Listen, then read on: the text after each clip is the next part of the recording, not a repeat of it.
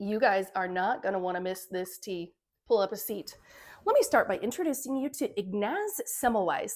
He was an OBGYN in the 1800s, and he was noticing that women who delivered their babies with the male physicians in residence were dying of childbed fever, no, it was sepsis, 5 times more often than women who delivered their babies with the female midwives. So he wanted to do some investigation and figure out why it was so that he could reduce the mortality rate with the women who delivered their babies with the physicians. So the first thing he noticed the differences between the two maternity wards were that the midwives had their patients deliver on their side, whereas the physicians had their patients lay on their back to deliver their babies. And because he understood science, and we know that correlation is not causation, when we noticed a correlation, we have to test it and find out if it's causation. He did a test and he said, okay, doctors, from now on, start delivering your patients on their sides, just like the midwives do. They tried it. Wasn't it? No change. So he went back to the drawing board. Let's figure out what else is going on. So he noticed another difference between the two wards. And anytime a woman died of childbed fever, a priest would walk through the ward and ring a bell. And so he thought maybe every time that priest rings the bell, that it scares these other women into critical illness and then they fall ill to childbed fever. And it's important to know that up to this point, medicine thought that death and severe illness was brought on by bad air and evil spirits, but Dr. Semmelweis was trying to figure out something different. So here's what he did. He told the priests, hey, don't go through the maternity ward ringing a bell every time somebody dies, and let's see if they stop. No bell, no change. So he took a vacation to clear his mind and try to do some thinking about it. And when he came back to the hospital, returning from his sabbatical, he found out that one of his colleagues, a pathologist, had died after performing an autopsy on a woman who died of childbed fever.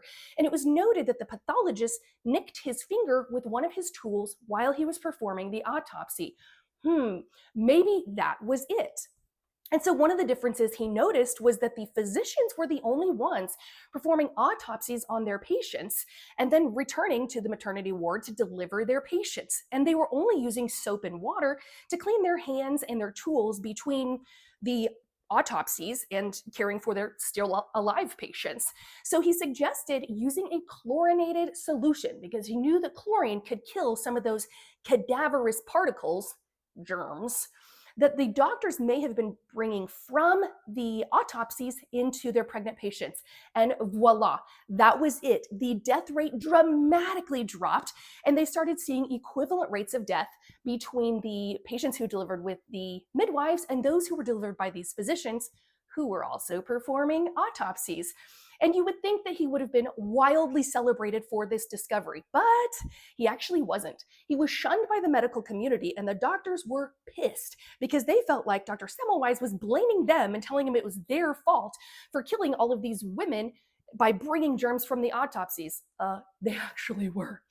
And he was kind of a jerk-faced poopy head about it. Instead of saying, here are my findings, here's what we can do to fix it, he was very antagonistic. And so let this be another lesson we can learn from this story. It's not just what you say, it's how you say it. So if you're a preceptor or an instructor, if you need to correct your students, if they're actually doing something wrong, make sure we say it in a gentle way that isn't going to drive them away from us.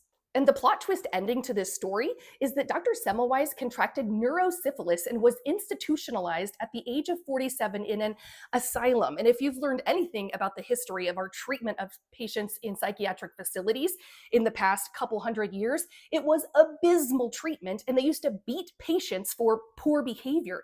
He was beat so severely that he had multiple open wounds, and ironically, he died of sepsis, which is the very disease he gave his entire career to preventing. So there you have it. That's why we wash our hands, why we're kind with our corrections and instructions to others, and why we don't ever attribute causation when it's just correlation.